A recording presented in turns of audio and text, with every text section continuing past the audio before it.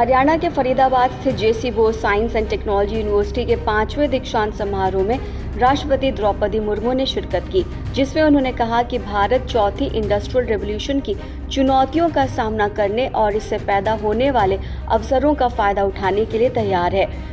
राष्ट्रपति ने कहा कि टेक्नोलॉजी का उपयोग विकास और सबके फायदे के लिए किया जाना चाहिए। आज दुनिया चौथी औद्योगिक क्रांति के युग में है। साथ ही ये भी कहा कि इस राष्ट्रीय लक्ष्य को हासिल करने में जेसी बोस विज्ञान एवं प्रौद्योगिकी विश्वविद्यालय जैसे संस्थानों की अहम भूमिका है। राष्ट्रपति ने कहा कि आज प्रौद्योगिकी के विकास से प्रगति के कई रास्ते खुल गए हैं। दूर दराज के इलाकों में इंटरनेट की पहुंच ने ऑनलाइन रोजगार के अवसर पैदा किए हैं, पर इसका गलत इस्तेमाल विनाशकारी हो सकता है।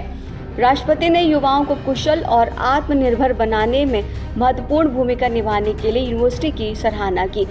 राष्ट्रपति ने कहा कि विश्वविद्यालय का नाम महान वैज्ञानिक और मॉडर्न साइंस के रचयिता डॉक्टर जगदीश चंद्र बोस के नाम पर रखा गया है, जो दुनिया के पहले वैज्ञानिक थे जिन्होंने वैज्ञानिक रूप से साबित किया कि पेड़ पौधों में भी भावनाएं होती हैं। राष्ट्रपति ने छात्रों से उनके जीवन से इंस्पिरेशन लेने और टेक्नोलॉजी के जरिए समाज में सकारात्मक बदलाव लाने की गुजारिश की। उन्होंने कहा कि उनकी क्रांतिकारी खोज ने वनस्पति यानी बोटानिकल जगत को देखने में हमारे नज़रिए को बदला है। दीक्षांत समारोह की अध्यक्षता हरियाणा के राज्यपाल और यूनिवर्सिटी चांसलर बंडारू दत्तात्रेय ने की।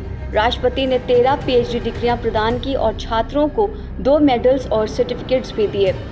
2023 में अपनी डिग्री पूरी करने वाले कुल 1536 छात्रों और रिसर्चर्स को डिग्री प्रदान की गई। 998 ग्रेजुएट्स थे, 525 पोस्ट ग्रेजुएट्स थे और 13 PhD होल्डर्स इसमें शामिल थे, जिसमें 874 पुरुष और 662 महिलाएं थीं। डिग्री लेने वालों में 43% छात्राएं थीं। मुर्मू ने महिलाओं के महत्वपूर्ण प्रतिनिधित्व की सराहना की और कहा कि इसमें और भी ज़्यादा सुधार देखने की इच्छा जताई। राष्ट्रपति ने अनुसंधान को बढ़ावा देने के लिए विश्वविद्यालय के प्रयासों की भी तारीफ की, जिसमें जेसी बोस यंग साइंटिस्ट अवार्ड की शुरुआत और अनुसंधान के लिए प्रारंभिक धन का प्रावधान शामिल है। मुर्मू ने कहा कि नेशनल एजुकेशन पॉलिसी रिसर्च और साइंटिफिक नज़रिए को बढ़ावा देने पर केंद्रित है, जिसमें समग्र शिक्षा यानी कि होलिस्टिक एजुकेशन, ग्रेजुएट कोर्सेज और उसमें अनुसंधान और इंटर्नशिप को शामिल करने और अच्छे रिसर्च को बढ़ावा देने के लिए नेशनल रिसर्च फाउंडेशन पर जोर दिया गया। राष्ट्रपति ने NEP को लागू करने और अपने लक्ष्यों के अनुरूप शिक्षा प्रदान करने के लिए यूनिवर्सिटी की पहल की भी काफ़ी तारीफ की। इस अवसर पर बोलते हुए दत्तात्रेय ने टेक्नोलॉजी के क्षेत्र में उनकी बढ़ती उपस्थिति और योगदान पर रोशनी डालते हुए दीक्षांत समारोह में महिला रिसर्चर्स की भागीदारी की सराहना की।